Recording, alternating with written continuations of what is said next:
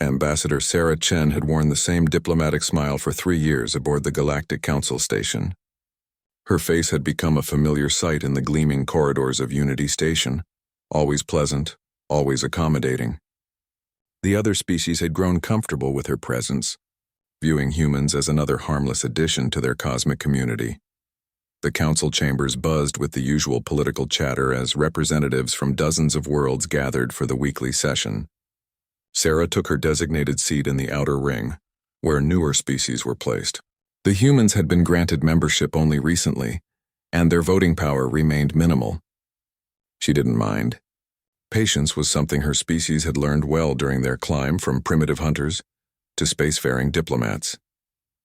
Council Speaker Vexithara, a towering crystalline being from the Helix Nebula, called the session to order. The topic today was trade route regulation through the Outer Rim territories. Sarah listened politely as various representatives debated shipping taxes and cargo inspections. These discussions rarely affected human space, which remained largely isolated in what the Council considered a backwater region of the galaxy. The matter of the terra firma shipping incident, Vexithara announced, her voice resonating through the chamber's translation systems. Sarah's attention sharpened. She hadn't been informed of any incident involving human vessels. Representative Crothar from the Dominion stepped forward, his 6 arms gesticulating as he spoke. 3 days ago, our patrol vessels intercepted a human cargo ship carrying medical supplies to the Kepler colonies. The vessel was seized under Regulation 47C for entering Dominion space without proper authorization. Sarah's smile remained fixed, but her eyes hardened slightly. The Kepler colonies were human settlements that had been struggling with a plague outbreak for months. Those medical supplies were desperately needed. I wasn't informed of this incident, she said, rising from her seat. May I ask why standard diplomatic channels weren't followed? Crothar's mandibles clicked in what passed for amusement among his species. The vessel was in violation of established shipping lanes. Your species' tendency to take shortcuts through claimed territory has become problematic. Other representatives nodded in agreement. The Zilithians voiced their support for the Dominion's actions, citing similar incidents in their space. The Aquatic Consortium representative gurgled approval through her breathing apparatus. Sarah looked around the chamber, seeing the same pattern she'd witnessed countless times before. When it came to human interests, the Council operated as a unified front. What happened to the crew? Sarah asked, her voice maintaining its diplomatic tone despite the growing tension in her chest. They're being held for processing, Crothar replied dismissively. Standard procedure for violators. They'll be tried under Dominion law and sentenced accordingly. The cargo has been impounded as evidence. Sarah's diplomatic training kicked in automatically. I formally request the immediate release of the crew and cargo under Article 15 of the Interspecies Accord, which guarantees safe passage for humanitarian missions. Vexithara's crystalline form shifted, catching the chamber's artificial light. Article 15 applies only to recognized humanitarian organizations. Human settlements in the Outer Rim lack official council designation as legitimate colonies. The words hit Sarah like a physical blow. The council had been debating the status of human colonies for over a year, always finding new reasons to delay recognition. Without official status, human settlements existed in a legal gray area that left them vulnerable to exactly this kind of treatment. Those people are dying, Sarah said, her voice carrying a slight edge that made several nearby representatives shift uncomfortably. The medical supplies contain vaccines that could save thousands of lives. Representative Thisara from the Merchant Guild spoke up, her serpentine form coiled elegantly around her speaking platform. Perhaps this incident could be resolved through proper channels. The Dominion might be willing to negotiate the release of the cargo in exchange for appropriate compensation for the violation. Sarah understood immediately. They wanted humans to pay for the privilege of saving their own people. It was extortion dressed up in diplomatic language, and everyone in the chamber knew it. The pattern was becoming clear. Humanity was being systematically squeezed, their resources and territory slowly carved away by species that saw them as easy targets. What kind of compensation? Sarah asked, though she suspected she already knew the answer. Crothar's mandibles clicked again. Mining rights to the lithium deposits on Kepler-7 would be sufficient to cover the costs of our patrol operations and administrative processing. There it was. Kepler-7's lithium reserves were one of humanity's few valuable resources in that sector. The deposits were essential for maintaining their small fleet of ships and keeping their colonies powered. Giving up those rights would cripple human expansion efforts in the region. Sarah looked around the chamber again, seeing the calculated expressions on every face. This wasn't about shipping violations or territorial sovereignty. This was about testing human resolve, seeing how much they could take before pushing back. The council members watched her with the casual interest of predators observing prey, waiting to see how the humans would respond to this latest provocation. Her smile never wavered, but something shifted in her eyes. A coldness that hadn't been there before, a hardness that spoke of deeper currents beneath the diplomatic surface. For the first time since joining the council, Sarah Chen began to understand that her species' reputation for patience might be mistaken for weakness. "I'll need to consult with my government," she said finally, her voice perfectly level. "This matter requires careful consideration." As she sat back down, none of the other representatives noticed the subtle change in the human ambassador's demeanor. They were too busy calculating their own advantages in the brewing situation. They had no way of knowing that they had just made their first serious mistake in dealing with humanity. The quantum communicator in Sarah's quarters hummed softly as she established a secure connection to Earth. The holographic projection of Director Martinez materialized above her desk, his weathered face bearing the weight of humanity's struggles among the stars. Behind him, the blue marble of Earth rotated slowly through the viewports of Luna Station. "Sarah," Martinez said without preamble, "we've been monitoring the situation. How bad is it?" Sarah had abandoned her diplomatic smile the moment her quarters sealed. The mask she'd worn for 3 years felt heavier now, and she was grateful to set it aside. "They're not even pretending anymore, Director." This was a coordinated move. The Dominion, the Zilithians, even the Merchant Guild, they all knew this was coming. Martinez leaned forward, his fingers steepled. "The Kepler colonies can't wait much longer. We're losing 50 people a day to the plague. Those vaccines are the difference between survival and extinction for 30,000 colonists." "I know." Sarah's voice carried a weight that hadn't been there during the council session. "But giving up Kepler-7's mining rights means we lose our primary source of ship-grade lithium. Without those deposits, we'll be stuck in our current systems for the next century." The director was quiet for a moment, studying reports that scrolled across his desk display. "There's something else, Sarah. Our intelligence division intercepted communications between the Dominion and 3 other council species. This seizure was planned weeks ago. They've been waiting for the right opportunity to force our hand." Sarah felt a chill run down her spine. "They're testing us. More than that. They're seeing how far they can push before we break. The Kepler incident is just the beginning. Our analysts believe they're planning similar actions across human space, each one designed to force us into impossible choices." Through her viewport, Sarah could see the massive council station spreading out in all directions. Hundreds of ships from dozens of species docked at its ports, representing the most powerful civilizations in known space. Humanity's small diplomatic vessel looked pitiful among the sleek battleships and massive trade vessels that surrounded it. "What are my options, Director?" Martinez's expression hardened. "Officially, we capitulate. Give them what they want, save the colonies, and accept our place as a junior species in their hierarchy. That's what the civilian government is recommending. And unofficially, Admiral Chen has been preparing for this possibility." Sarah's eyebrows rose at the mention of her younger brother, who commanded humanity's small but growing defense fleet. "He's been studying council military capabilities for months.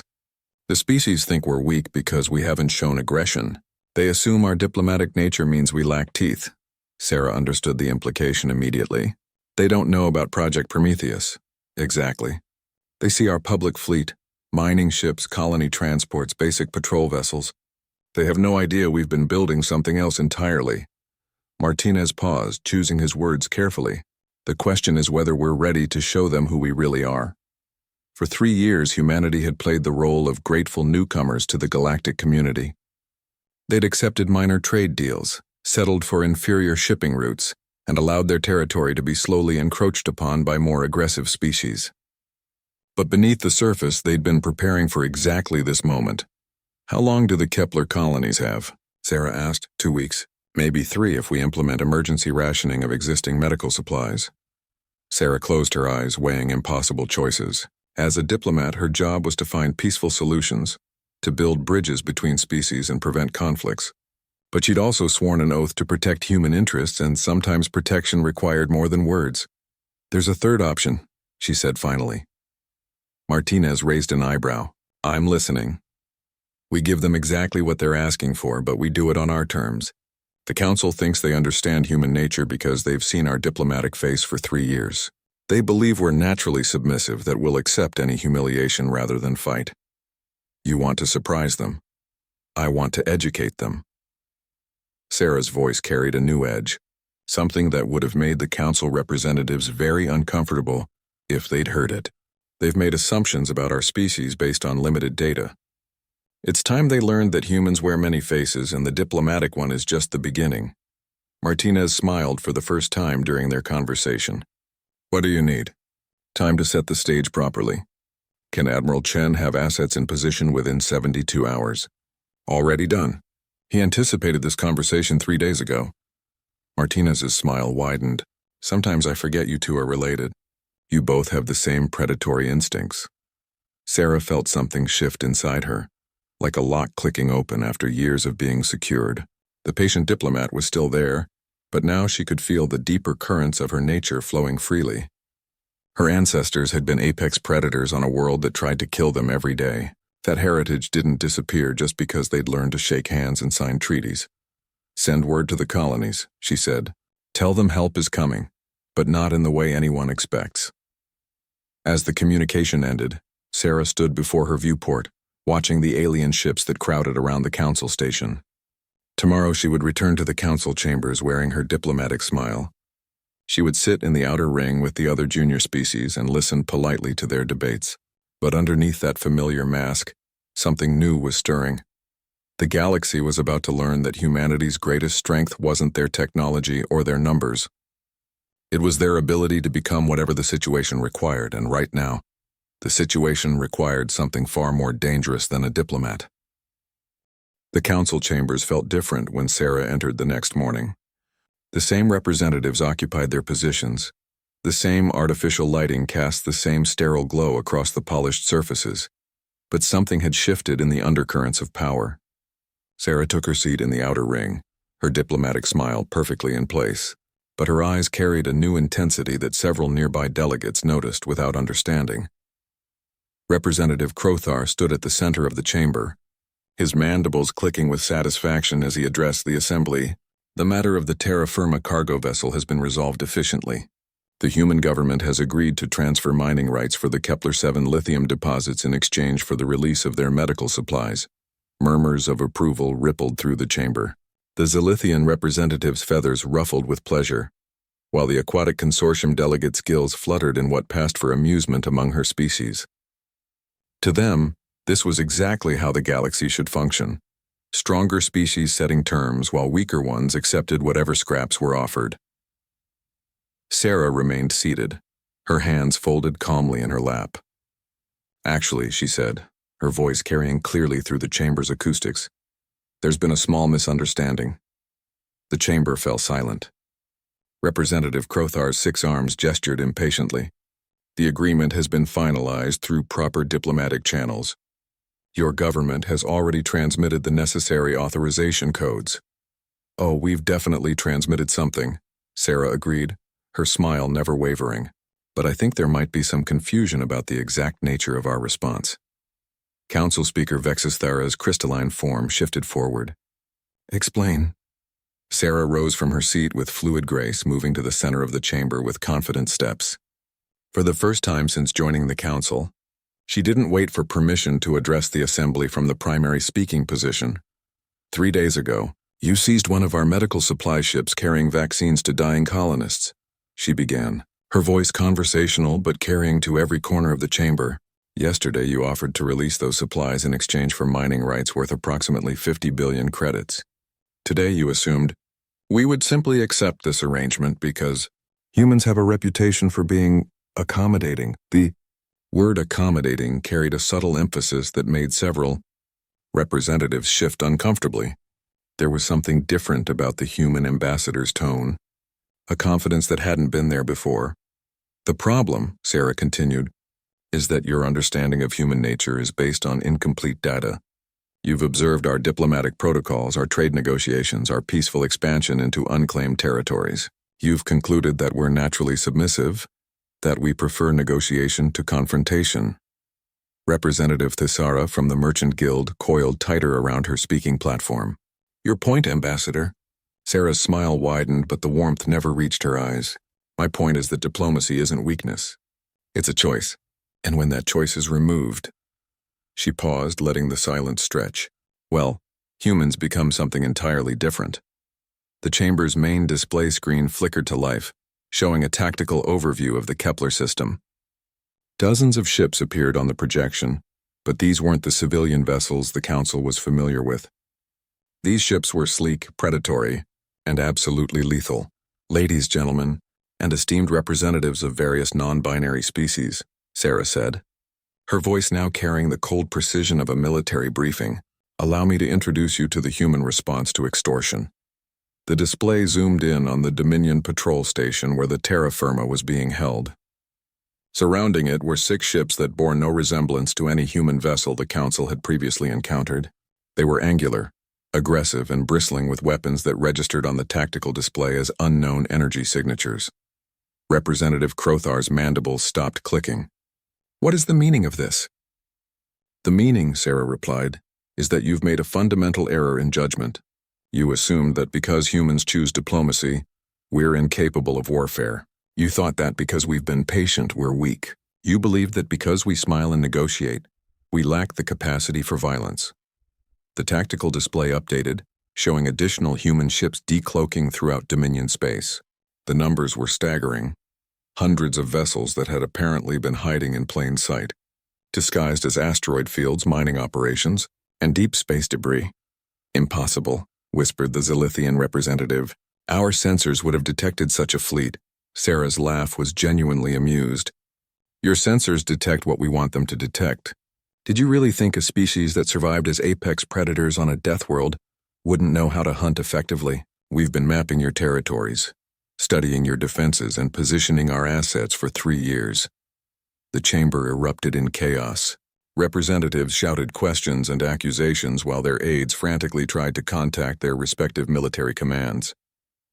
Through it all, Sarah stood calmly at the center, her diplomatic smile replaced by something far more dangerous. Here's what's going to happen, she said, her voice cutting through the noise with absolute authority. The terra firma and her crew will be released immediately. The medical supplies will be delivered to the Kepler colonies within 24 hours. And the Dominion will provide a formal apology for seizing a humanitarian vessel. Crothar's 6 arms waved frantically. You cannot threaten the Dominion. We have treaties, protocols, established military superiority. Do you? Sarah asked mildly. The tactical display shifted again, showing Dominion fleet positions. Red indicators appeared around each ship, marking targeting solutions that were already locked in place. Your main battle fleet is currently surrounded by vessels you didn't know existed, using weapons technology you've never seen. Would you like to test your military superiority against that reality? The silence that followed was deafening. Every representative in the chamber was rapidly reassessing everything they thought they knew about humanity. The peaceful colonists who had gratefully accepted junior status in the galactic community were revealing themselves to be something far more dangerous. This is what humans call speaking softly and carrying a big stick, Sarah explained conversationally. For 3 years, we've spoken very softly indeed. Today you get to see the stick. Council Speaker Vexithara's crystalline form flickered with agitation. This is unprecedented. You're threatening multiple council members. Sarah's expression didn't change. I'm correcting a misunderstanding. You thought humans were weak because we chose peace. Now you know that we chose peace because we're strong enough not to need war. The question is, are you wise enough to make the same choice? The next few hours passed in a blur of frantic communications and emergency sessions. Sarah watched from her quarters as council representatives scrambled to contact their governments, military commanders, and intelligence agencies. The revelation that humanity possessed a hidden fleet had shattered their comfortable assumptions about galactic power structures. Her personal communicator chimed with an incoming message from Admiral Chen, her brother's face appearing in holographic detail. Unlike her diplomatic composure, Michael wore the expression of a predator who had finally been unleashed. Sarah, the Dominion Patrol Commander, just authorized the release of the terra firma. They're also providing a full escort to ensure the medical supplies reach Kepler safely. His grin was sharp enough to cut steel. Apparently, having 6 destroyers pointed at their station helped clarify their thinking. Any resistance from their fleet command? They started moving ships into position about 2 hours ago. Then our cloak squadrons lit them up with targeting scanners from 3 different directions simultaneously. Michael's expression grew more serious. They realized they were sitting in a carefully prepared kill zone with nowhere to run. Admiral Vorthak is a career military officer. He knows a losing position when he sees one. Sarah nodded, feeling a mixture of relief and anticipation. The immediate crisis was resolved, but the real test was just beginning. What's the Council's military response? That's the interesting part. They're not responding as a unified force. Each species is pulling back to defend their own territories, which suggests they're not sure who else might have hidden fleets. Michael's tactical display showed ships throughout Council space changing positions. The Zilithians are recalling their border patrols. The Aquatic Consortium is fortifying their core systems, and even the Merchant Guild is hiring additional security. They're afraid, Sarah realized. They're not just worried about human capabilities. They're wondering what other junior species might be hiding. The implications were staggering. For decades, the Council had operated on the assumption that they understood the military capabilities of every member species. The sudden revelation that humans had been concealing a significant fleet meant their intelligence was fundamentally compromised. If humans could hide hundreds of ships, what were other species concealing? A priority alert flashed on Sarah's display. Council Speaker Vexithara was requesting an immediate private meeting. Sarah considered the request for a moment, then authorized the connection. Vexithara's crystalline form materialized in Sarah's quarters, her usual composed demeanor replaced by visible agitation. The Council Speaker's internal lighting flickered rapidly. A sign of emotional distress among her species.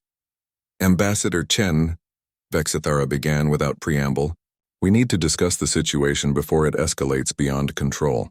Sarah settled into her chair, her diplomatic mask sliding back into place with practiced ease. Of course, Speaker.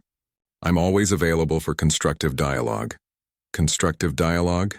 Vexithara's voice carried harmonics of frustration. You've just revealed that humanity has been deceiving the Council for 3 years. You've positioned military assets throughout Council space without authorization. This is an act of self-defense, Sarah interrupted smoothly. Article 23 of the Galactic Accords guarantees every species the right to maintain defensive forces sufficient for their protection. We've simply exercised that right more effectively than others expected. By hiding your true capabilities. Sarah's expression remained perfectly calm. We never hid our capabilities. We simply didn't advertise them. There's a difference between deception and discretion. She leaned forward slightly. Tell me, Speaker, how many ships does the Crystal Hegemony maintain in reserve fleets? How many weapons research facilities do you operate in classified locations? Vexithara's flickering stopped abruptly. Every advanced species maintained hidden assets and classified programs. The difference was that they'd never been caught completely off guard by a supposed inferior species. The point, Sarah continued, is that everyone keeps secrets. The mistake you made was assuming humans were too primitive or too honest to do the same. What do you want? Vexithara asked directly. Recognition, Sarah replied without hesitation. For 3 years, humanity has been treated as a junior partner in this council. Our colonies have been denied official status, our trade requests have been delayed or rejected, and our territorial claims have been ignored. Today's incident with the Dominion was simply the latest in a pattern of behavior, designed to keep us weak and dependent. The council speaker's form dimmed slightly. The council operates on established protocols. Species must prove their stability and capability before receiving full recognition. And how exactly are we supposed to prove our capability when every test is designed for us to fail? Sarah's voice carried a new edge. You granted the Dominion mining concessions in systems they'd never surveyed, while denying our claims to regions we've been exploring for decades. You approved trade agreements that favored established species while imposing restrictions that made human commerce unproductive. The truth hung in the air between them. The Council's treatment of humanity hadn't been bureaucratic inefficiency. It had been deliberate marginalization. The balance of power, Vexithara began, has changed, Sarah finished. The question now is whether the Council wants to adapt to that new reality or continue operating under assumptions that no longer apply. Vexithara was silent for several long minutes, her crystalline structure refracting the chamber's light in complex patterns. Finally she spoke. What would humanity consider acceptable terms for? Normalization of relations? Sarah smiled, but it was her new smile, the one that carried implications beneath its surface pleasantness. Full council membership with voting rights proportional to our territorial and population holdings. Official recognition of all human colonies and territorial claims filed in the past 5 years. And reparations for the economic losses caused by discriminatory trade policies. That's impossible. The economic implications alone are entirely manageable for species that control most of the galaxy's wealth, Sarah said calmly. Consider it an investment in galactic stability.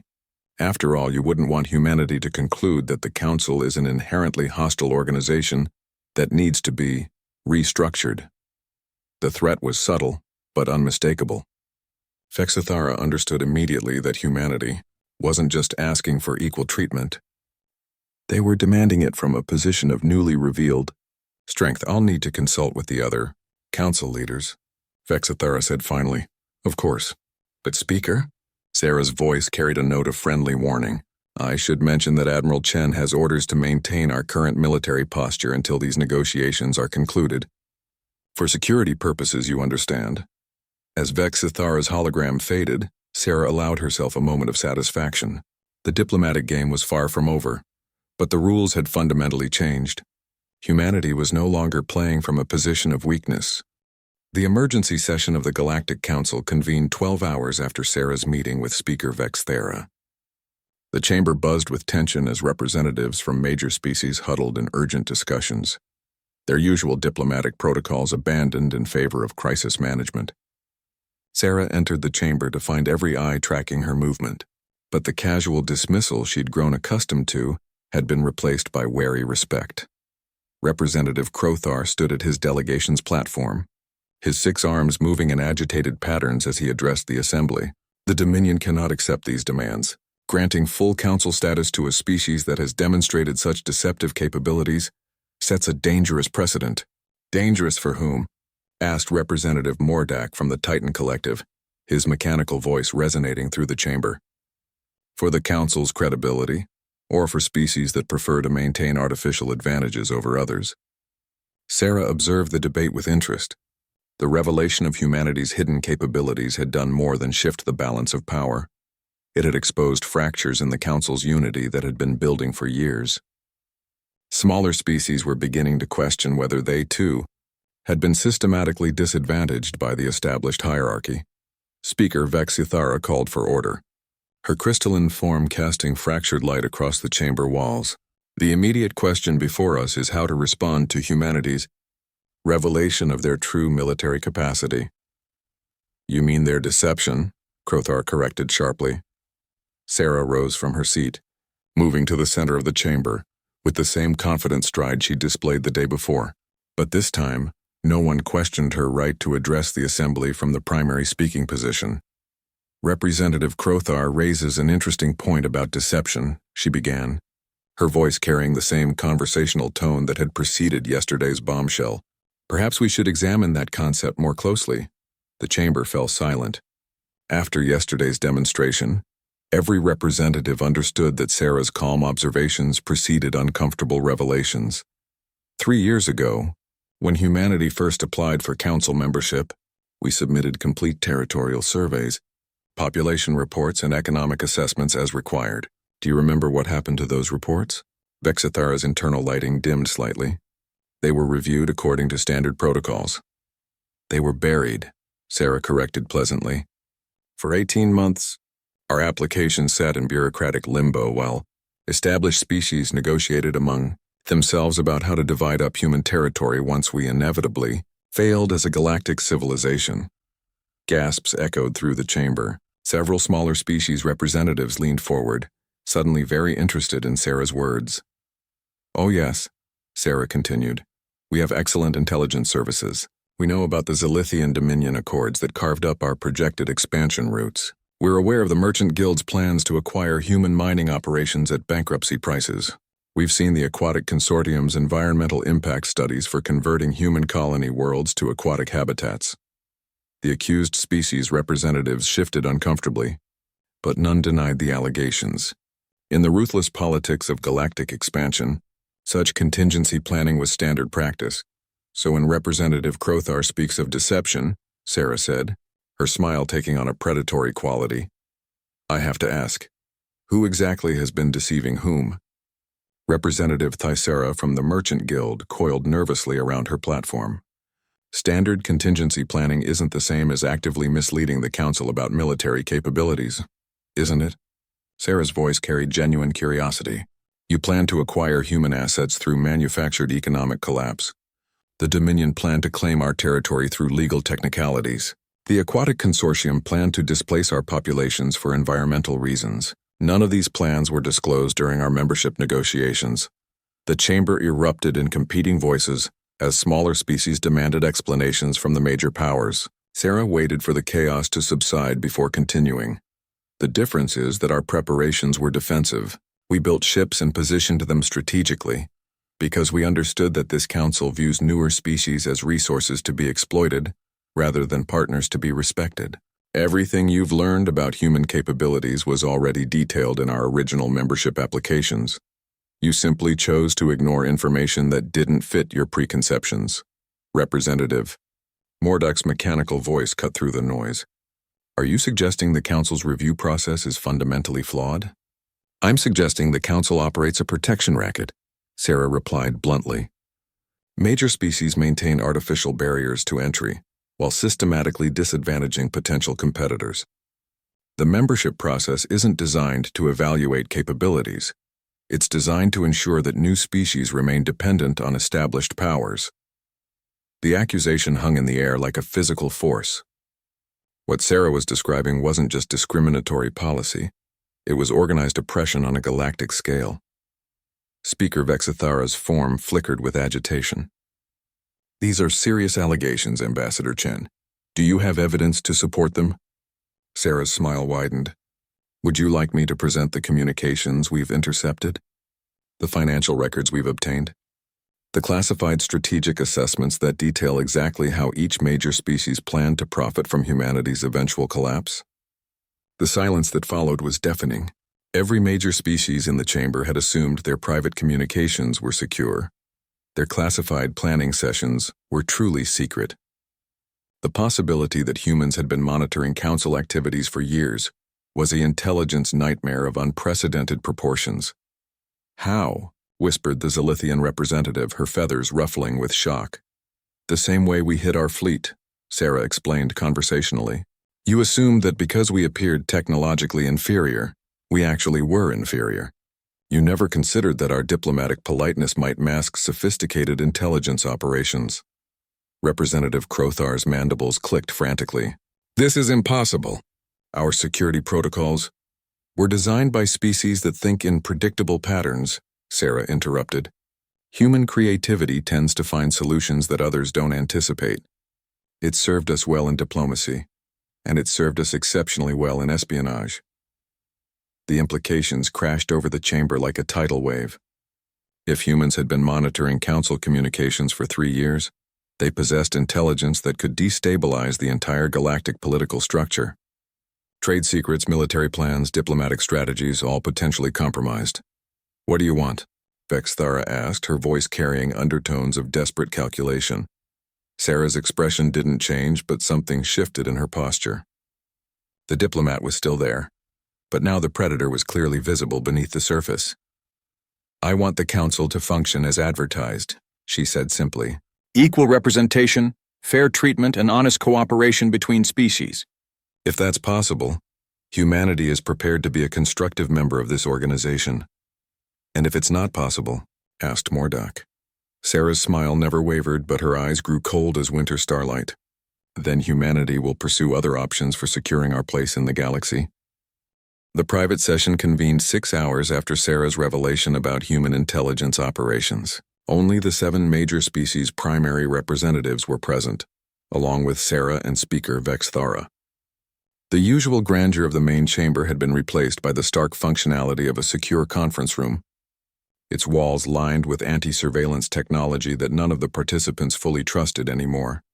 Representative Crothar paced the length of the room, his 6 arms gesticulating wildly. 3 years. 3 years of exposure to their intelligence gathering. Do you understand what this means? Every strategic decision, every private communication, every classified operation, all potentially compromised. Calm yourself, advised Representative Thaisara, though her serpentine coils betrayed her own agitation. Panic serves no purpose now. Panic? Crothar's mandibles clicked rapidly. The humans have been playing us for fools while we treated them like primitive children. They've made us look like incompetent amateurs. Sarah sat quietly at the far end of the conference table, her hands folded politely in her lap. The diplomatic smile was gone, replaced by an expression of attentive interest that somehow managed to be more unsettling than any overt threat. Representative Zephyro from the Stellar Commonwealth spoke for the first time, his crystalline voice carrying harmonics of barely controlled fury. "Show us, I'm sorry?" Sarah inquired politely. "The intelligence you claim to possess. If you're going to hold it over us like a weapon, at least have the courtesy to demonstrate its accuracy." Sarah considered this for a moment, then accessed her portable display unit. The holographic projection that appeared above the table showed a detailed schematic of what was clearly a military installation. "This is the Dominion's classified Omega base in the Rigel sector," she began conversationally. "Construction began 14 months ago under the guise of a scientific research facility. In reality, it's a forward staging area for a planned military action against the Zilithian Confederacy." The Zilithian representative's feathers turned deep crimson with shock and rage. "That's impossible. We have non-aggression treaties." Crothar's nervous clicking stopped abruptly.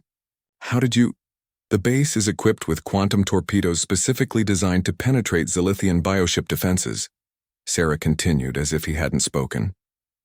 "Admiral Vorthak has been conducting wargame simulation, exactly the kind of strike that would cripple your home system's orbital defenses." The projection shifted, showing detailed tactical assessments and troop deployment schedules. Every piece of information was specific, verifiable, and absolutely devastating to Dominion security. "This intelligence is 3 days old," Sarah noted. "We update our assessments continuously." Representative Mordak's mechanical voice carried new undertones of respect. "And you have similar intelligence on all council members?" "Every major species, yes.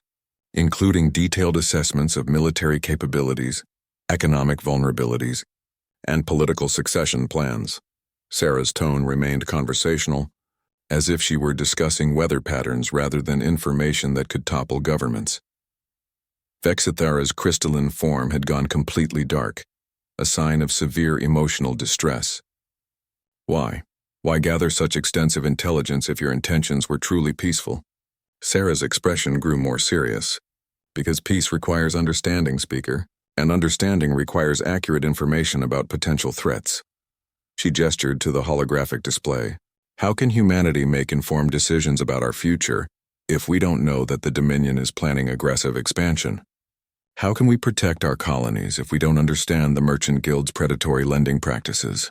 How can we participate in council decisions if we don't know that 3 major species have been coordinating to exclude us from profitable trade routes?" The room fell silent as the implications sank in. Humanity hadn't been gathering intelligence. For aggressive purposes, they'd been conducting a comprehensive threat assessment of every species that could potentially destroy them. "You're afraid of us," realized Representative Thaisara. "Terrified," Sarah confirmed without hesitation. Humanity emerged into a galaxy controlled by ancient civilizations with overwhelming technological and military advantages. From our perspective, every interaction with the Council was a potential existential threat. We gathered intelligence because knowledge was our only defense against species that could annihilate us without effort. The admission hung in the air like a confession. For 3 years, while the Council had been treating humans as harmless newcomers, humanity had been operating under the assumption that they were surrounded by potential predators. "But you built a hidden fleet," protested Crothar. That's hardly defensive behavior, isn't it? Sarah's voice carried a note of genuine curiosity. When a species is surrounded by potential threats, building defensive capabilities seems like basic survival strategy. The fact that we kept those capabilities hidden was simply practical. Announcing our military strength would have been seen as a provocation. Representative Zephyro's harmonics shifted to something resembling grudging admiration. You've been playing a deep game, Ambassador. Appearing weak while building strength, gathering intelligence while maintaining friendly relations. We've been staying alive, Sarah corrected firmly. Everything humanity has done since joining the tier, Council has been focused on ensuring our species' survival in a galaxy that we didn't understand and couldn't trust. Vexthera's internal lighting slowly returned as she processed this revelation. And now? Now we've reached a crossroads, Sarah replied. Humanity can no longer maintain the pretense of being weak and harmless. Yesterday's incident with the Dominion proved that our defensive posture was insufficient to protect our people. We're forced to either reveal our true capabilities or abandon our position in Council space entirely. The choice implicit in her words was clear.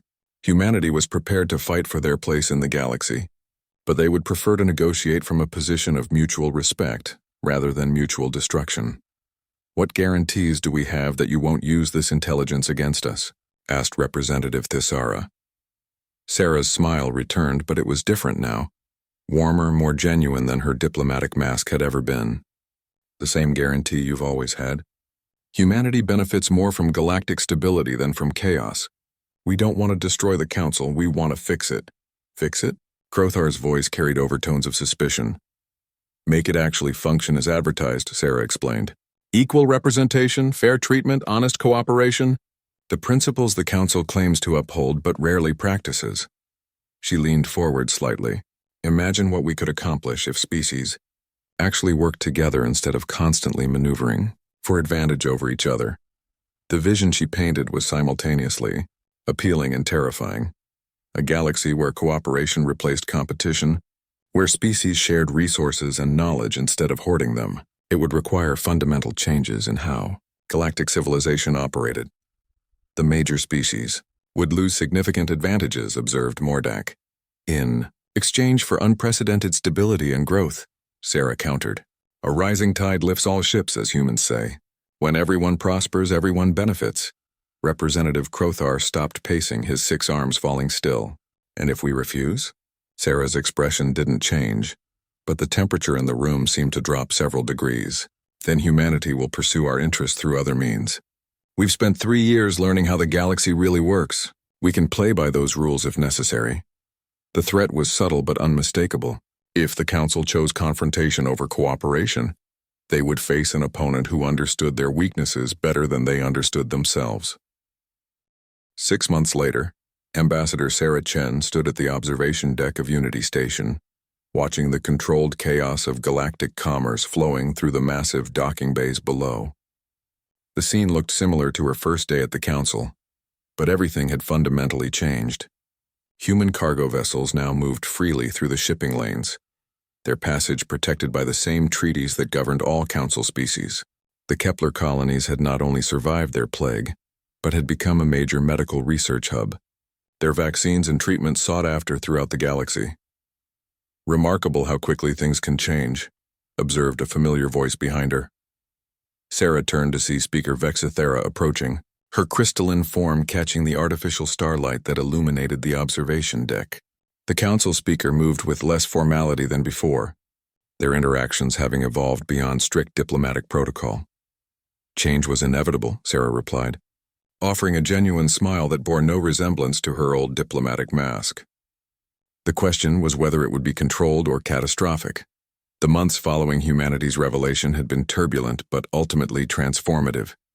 The initial shock of learning about human intelligence capabilities had given way to a grudging respect for their thoroughness.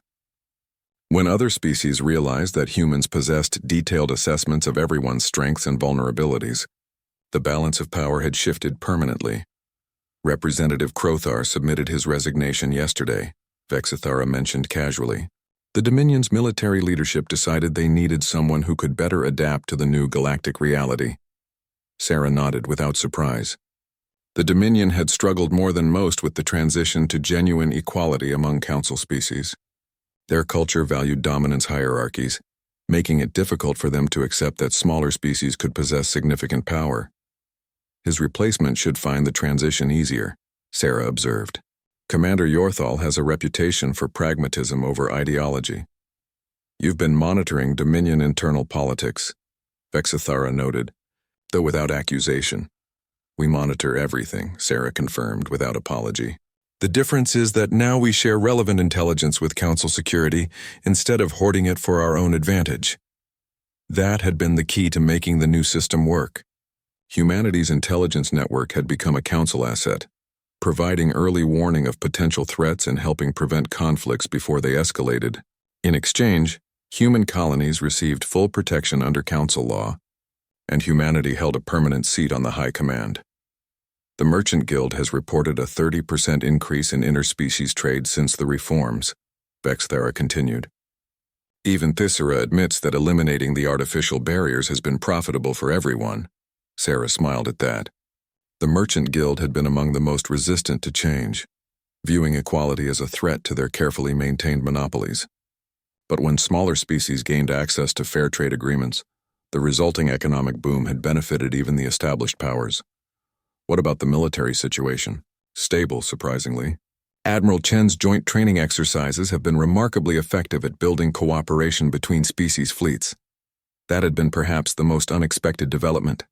When humanity revealed their hidden fleet, other species had demanded similar transparency about military capabilities. The resulting arms race had threatened to destabilize the entire region until Michael proposed joint training operations. Now, instead of competing against each other, Council fleets trained together against external threats, the Outer Rim. Pirates learned that lesson the hard way last month, Sarah recalled with satisfaction. A combined human-Zilithian aquatic consortium task force had eliminated a major piracy operation that had been plaguing trade routes for years. The coordination between species that had barely trusted each other 6 months earlier had been flawless. There's something else, Vexithara said, her tone becoming more serious. Long-range sensors have detected anomalous readings from the galactic rim. Ships using technology that doesn't match any known species. Sarah's expression sharpened. This was the first she'd heard of potential external threats. How many ships? At least 50, possibly more. They're maintaining distance from our territory, but they appear to be conducting systematic reconnaissance of Council space. The implications were sobering. Everything humanity had accomplished in the past 6 months was built on the assumption that the Galactic Council represented the major military powers in the region. The appearance of unknown ships with advanced technology suggested that assumption might be wrong. What's our response? That depends on humanity's position, Vexthara replied carefully. The High Command wants to send a joint exploration mission to make contact. Some species are concerned about committing resources to investigate what might be a distant threat.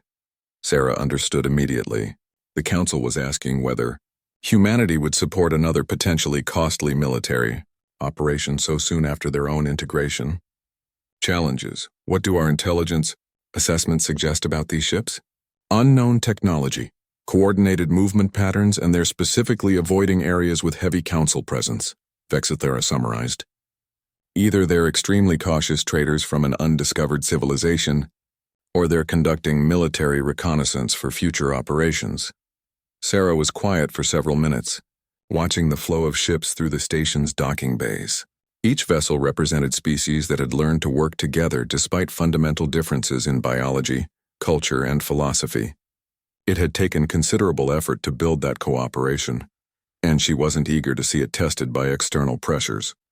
Humanity supports the exploration mission, she said finally. But we go in with a full diplomatic and scientific complement, not just military forces. If these are representatives of a new civilization, our first contact protocol should emphasize cooperation over confrontation. Vexthara's internal lighting shifted to patterns that Sarah had learned indicated approval. I'll present that recommendation to the High Command. Admiral Chen's tactical assessment would be valuable as well. You'll have it within 24 hours, Sarah promised. As Vexithara departed, Sarah remained at the observation deck, contemplating the vast expanse of space beyond the station. Humanity had fought hard to earn their place among the galactic powers, but that accomplishment was just the beginning. The galaxy was vast, ancient, and full of surprises. Whatever challenges lay ahead, humanity would face them as equal partners in an alliance that had been forged through necessity and strengthened by mutual respect. Her reflection was interrupted by an incoming message from Earth. Director. Martinez appeared in holographic form, his expression carrying the satisfaction of a plan executed flawlessly. Sarah, the latest reports show that human space is more secure than it's been since we left Earth. Colony populations are growing, trade routes are profitable, and our military alliance commitments are manageable. Well done. Thank you, Director, but this is just the foundation. The galaxy is about to become more complicated. As she briefed Martinez on the new threat, Sarah reflected on how much had changed since the Council first underestimated humanity. They had learned that humans could be patient, diplomatic, and peaceful when treated with respect. But they had also learned that humanity could be dangerous, cunning, and utterly ruthless when threatened. The smile had returned to her face, but it was neither the diplomatic mask she'd once worn, nor the predatory expression that had preceded their military revelation. This was something new, the smile of a species that had found their place in the galaxy and was prepared to defend it.